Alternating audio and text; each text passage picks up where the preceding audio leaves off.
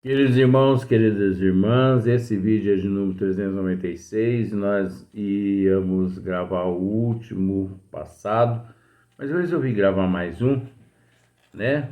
Eu acho que vai dar para a gente terminar aqui esse tema aqui, que é união do princípio espiritual à matéria. Depois vai ficar hipótese sobre a origem do corpo humano. Nós não vamos começar a discutir isso aqui agora não, que isso aqui vai dar o que falar no próximo vídeo, mas no outro dia, né? Então, dando sequência aqui, o corpo, consequentemente, não passa de um envoltório destinado a receber o espírito. Então, eu quis explicar no vídeo anterior as gravidez orgânicas só para as pessoas analisar, porque quantos milhões de gravidez, né, orgânicas há aqui na Terra, né? Eu conheço muitas mulheres que tiveram gravidez orgânica. E é muito triste porque você vê que ela ali tem um amor imenso, aquele sentimento por aquele feto que está desenvolvendo dentro do seu útero, né? Dentro do seu organismo, aquele amor imenso. Tem mães, né, que compram enxoval azul, cor-de-rosa, do gosto dela, né, porque ela acha que vai ser um, vai ser outro. E depois ocorre um aborto natural. E eu vou usar esse termo para ficar mais fácil. Sai só aquela pasta, não sai membro nenhum, porque não tem membro, porque o que dá membro ao corpo é o modelador da forma, ali não tem espírito, não tem perispírito. Agora a gente sabe que isso aí tudo vem de vidas passadas, isso não é da vida presente não. A providência divina sabe de tudo isso aí. Os mentores espirituais sabem, os guias espirituais, os anjos guardiões sabem. E eles permitem que isso ocorra, porque está ali a oportunidade daquela mãe, daquela família, resgatar aquela dívida para que na próxima existência ela possa, né, vir a lograr êxito. Só a doutrina mesmo, né, para explicar isso, né?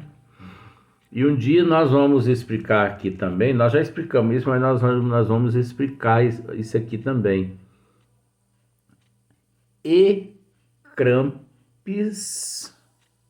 Ecrampes. Por que será que ocorre ecrampes, hein? Nós já explicamos, se você já ouviu assistir esses vídeos aqui, você já sabe. Mas por que ocorre ecrampes? Porque que existe depressão pós-parto. Por quê? Por que num eclampse salva-se a criança e a mãe morre?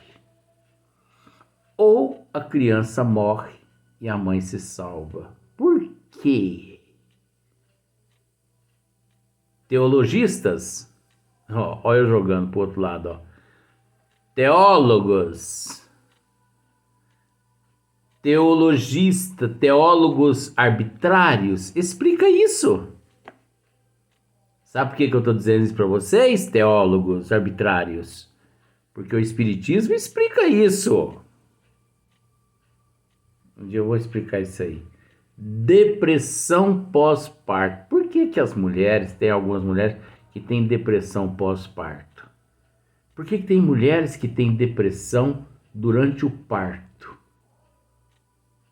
Por que será, gente? Legal, né? Um dia fazer um vídeo, alguns vídeos só a respeito disso, né? Desculpa. Por que depressão durante a gravidez? Porque quando a mãe fica grávida, que ela descobre que está grávida, ela tem um ódio tão grande por aquele ser que está dentro da barriga dela que ela nem conhece. Nem conhece, viu? A mãe fica no ódio. Vó me lembrou um outro caso aqui agora. Não vou contar não, mas é só assim, ó. Por que que tem certas mulheres que quando fica grávida, elas prostam na cama, incham as pernas, incham, na verdade não é inchar, né? É macias, né? Mas vamos usar, não vamos usar esse nome científico, não, vamos pro lado do cafezinho com arroz, com feijão, que fica bem melhor, né? Por que que mulheres, tem certas mulheres que ficam grávidas, incha as pernas, fica parecendo um elefante ali na cama. Você me desculpa, mamãe, mas eu tô querendo explicar uma coisa que acontece com você. Por que que tem mulheres que incham na cama e fica ali inchada ali? Por que que tem mulheres que ficam durante 9 meses deitada na cama, passando dificuldade, hemorragia, mais hemorragia, dores e mais dores, cólicas e mais cólicas? Por quê? Teólogos, catolicismo, outras doutrinas, outros sistemas, explica isso. Porque o velho aqui sabe de tudo isso, porque ele sabe, ele já leu tudo isso na doutrina e também de lá os cursos que eu frequento. Mas um dia nós vamos explicar isso aí. Ah, fala hoje, juiz. Não, não posso. Tenho aqui um coronel aqui do meu lado aqui hoje. Vó tá azeda hoje, se vocês soubessem. Como se fosse aquela pessoa que 1 ano sem tomar banho. Ó, tá azeda. A mensagem tá passada.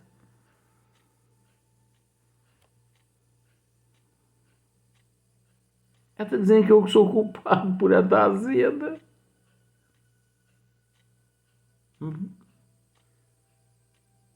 Ah, mas a senhora só sabe o meu ponto de vista. Não adianta a senhora teimar. Conclui-se o que tem que se concluir e passa a régua e pronto, vó. E eu não vou voltar atrás mais. Como se diz o termo, já desisti, não adianta a senhora ficar brabinha mais comigo. Então, doido, né? Pronto. Desde então, pouco importa a sua origem e os materiais que entraram na sua construção. Seja ou não o corpo do homem uma criação especial, o que não padece dúvida é que tem a forma, é que tem a formá-lo os mesmos elementos que o dos animais. Tá vendo só? Forma os mesmos elementos dos animais. Animá-lo o mesmo princípio vital. Tá vendo só? Nós não comentamos a respeito de que tanto no corpo do homem quanto no reino do animal existe o fluido vital, só que existe também no reino nas plantas. Existe também a energia vital, sim. Ou por outra, a aquecê-lo o mesmo fogo. Como tem a iluminá-lo a mesma luz e se acha sujeito às mesmas vicissitudes e às mesmas necessidades. É um ponto este que não sofre contestação. Não sofre contestação. Nunca que se consegue contestar fatos. Não. A vida das plantas encontram-se nas seivas. Estude, os botânicos sabem a graça, a bênção de Deus, né, na botânica, a graça de Deus, a seiva, a vida de uma planta, de uma árvore. Faça o seguinte: apanhe um galho de uma planta. Ao acabar de apanhar aquele galho, a energia vital ali faz assim, ó. De repente as folhas já começam a murchar. Murchar, murchar, murchar. Ah, mas é aquelas que não morrem porque a gente introduz ela no chão depois e mesmo assim ela sobreviveu. As mudas, como por exemplo, é porque o fluido vital ele não se esvaiu, né? E ali ainda em contato com outros elementos orgânicos, né? Na terra, e inclusive com a água, que a água também significa outros elementos. Então, um corpo ajuda o outro. A não se considerar, pois não há matéria abstraindo do espírito, o homem nada tem que o distinga do animal. Você entendeu? O homem não tem nada que o distinga do animal. Não existe diferença entre o homem e o animal. Isso, com todo respeito, organicamente, tá? Organicamente. Agora, com todo respeito, instinto, alguma coisa a gente ainda tem dos animais, comportamento, né? Como nós dizíamos nos vídeos anteriores do outro dia, a gente ainda não sabe ainda discernir quem é dotado de inteligência rudimentar ou dotados de inteligência, de conhecimento, se são os animais ou se somos nós, né? Porque os animais, eles respeitam as suas fêmeas. O ser humano não tem respeito nenhum. Como eu disse, 365 dias por ano, se deixar. Tem gente que faz sexo. Enquanto os animais, o elefante mesmo, parece que o elefante é de 2 em 2 anos que eles fazem sexo.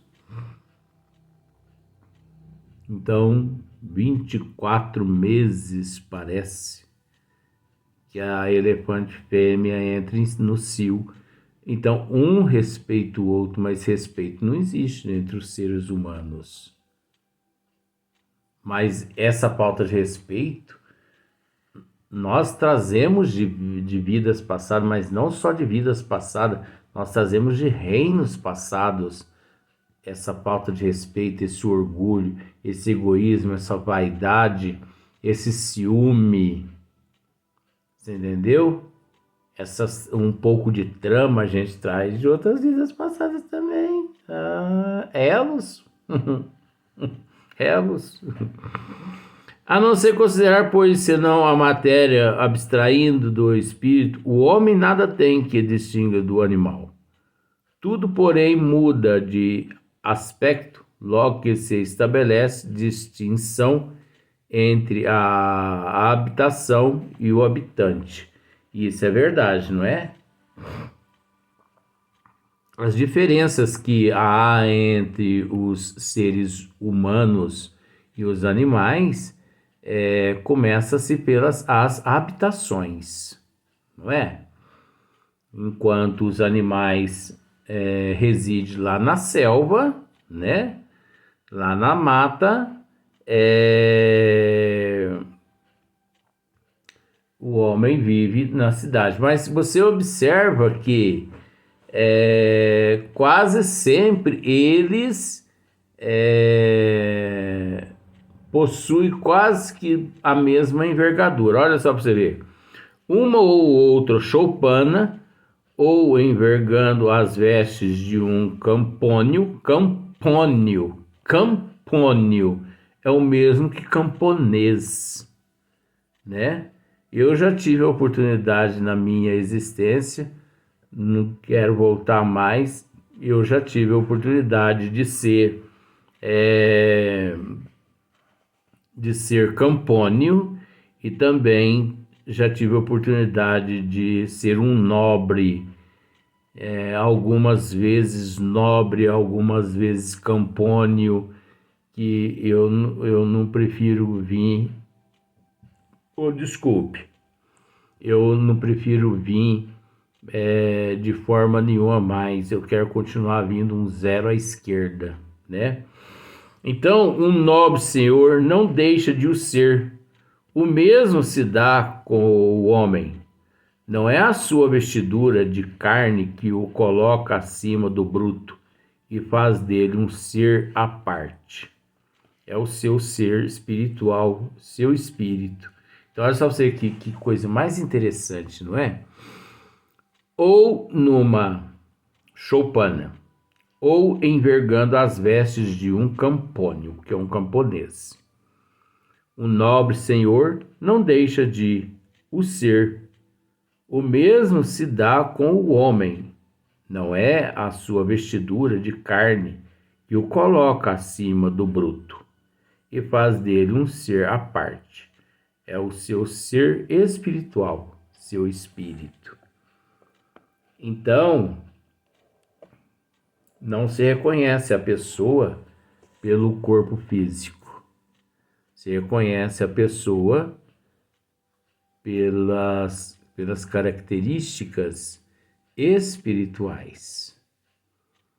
Então a pessoa hoje ele pode estar ali fazendo uso daquela envergadura física, orgânica, mas não deixa de ser apenas orgânica. O que importa é o espírito. E o espírito ele traz esses registros de existências passadas. Por isso, nós sabemos, nós temos conhecimento disso, principalmente aqui no Brasil, não sei se você sabe disso. Milhares de coronéis da época da escravidão aqui no Brasil e no mundo, né? Na África, na Espanha, em Portugal, né? Na Itália, aqui no Brasil, mas milhares de coronéis têm reencarnado na condição de mendigos. Na condição de mendigos aqui no Brasil. Porque o Brasil é o país da miscigenação. Você sabe disso. Aqui no Brasil tudo acaba em pizza. Que eu não estou falando isso assim como se fosse uma coisa de uma forma negativa. É até bom. Porque o Brasil é o coração do mundo, é a pátria do Evangelho. E por ser o coração do mundo, é o coração de nosso Senhor Jesus Cristo. E só no coração é que nós conseguimos, mesmo em meio às intempéries, abraçar o outro sem sentimento contrário nenhum a não ser só de tolerância, paciência, tempo, perdão e humildade. Você entendeu? Então, milhares, mas milhares mesmo, de coronéis da época da escravidão estão reencarnados aqui no Brasil, na condição de mendigos. Estão aí dormindo embaixo dos viadutos, estão aí dormindo embaixo das marquises, e para a humanidade são pessoas desequilibradas emocionalmente, psicologicamente, são pessoas desequilibradas neurologicamente. Eu não vou dizer que não, porque tudo que eles fizeram com os escravos acabou lesando essas áreas neuronais na massa encefálica, que é na área dos neurônios, a epífise, a hipófise, a pineal, a pituitária, o cerebelo. Então, aquele ódio daqueles coronéis na época pelos escravos, e considerando-os como animais, eles armazenaram ali muitos sentimentos negativos que levou ao modelador da forma, nesta existência agora, a uma desestruturação. Por isso, a área neurológica desses coronéis hoje, na atualidade, elas não funcionam corretamente pelo fato daqueles neurônios não se corresponderem, ou melhor, não se comunicar uns com os outros através dos sinapses. Você já ouviu esse termo? Então, como que um neurônio se comunica com o outro?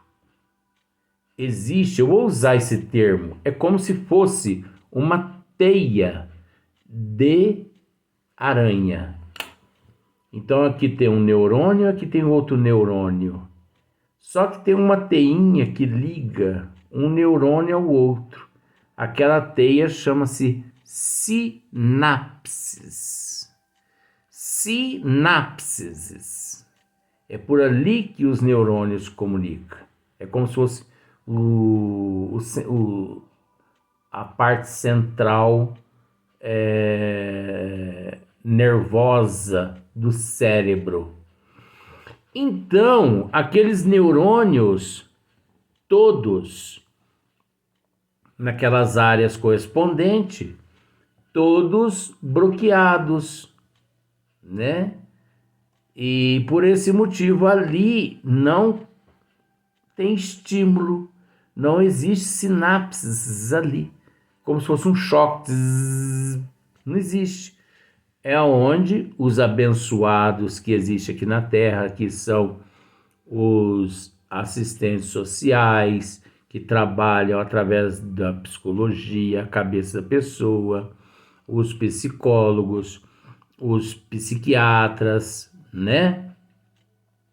Então, os assistentes sociais, os psicólogos, os psiquiatras, onde os psiquiatras, finalmente, eles prescrevem medicamentos os quais são elementos químicos que atuam naquela área onde aquele neurônio, onde aquela glândula hipófise ou pituitária, ela não está funcionando devido a alguma obstrução, levando o indivíduo a se sentir melhor.